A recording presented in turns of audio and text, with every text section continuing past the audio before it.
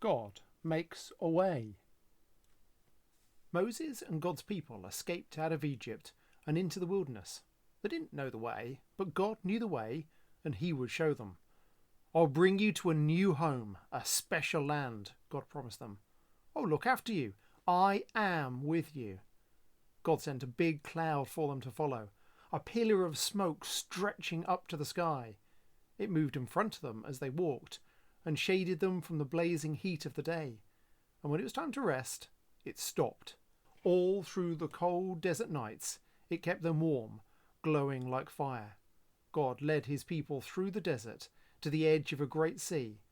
They were just wondering how to cross it when, suddenly, they heard a terrible thundering and pounding. It sounded almost like horses' hooves. They shaded their eyes to look back and screamed. It was! Pharaoh and his army were coming to get them. Pharaoh had changed his mind again. "Get my slaves back!" he screeched, and charged out into the desert after them with 600 of his fastest horsemen and every single chariot in Egypt. What were God's people going to do? In front of them was a big sea. It was so big there was no way around it. But there was no way through it. It was too deep. They didn't have any boats, so they couldn't sail across. And they couldn't swim across because it was too far and they would drown. And they couldn't turn back because Pharaoh was chasing them. They could see the flashing swords now, glinting in the baking sun, and the dust clouds, and chariot after scary chariot surging towards them. So they did the only thing there was left to do. Panic! "We're going to die!" they shrieked. "Don't be afraid," Moses said. "But there's nothing we can do," they screamed. "God knows you can't do anything," Moses said. "God will do it for you. Trust him and watch." "But there's no way out," they cried. "God will make a way," Moses promised. Another minute, it would have been over.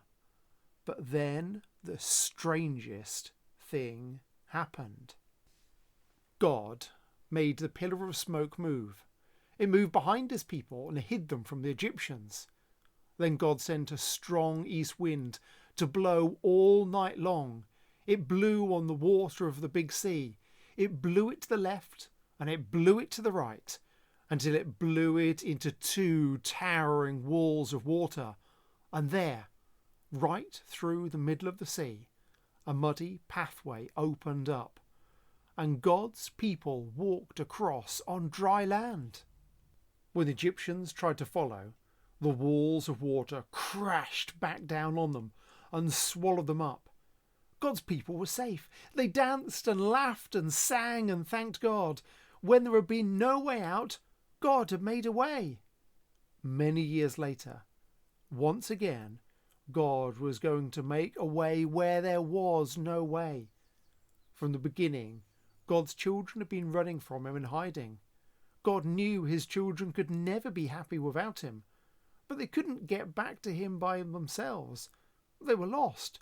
They didn't know the way back. But God knew the way, and one day he would show them.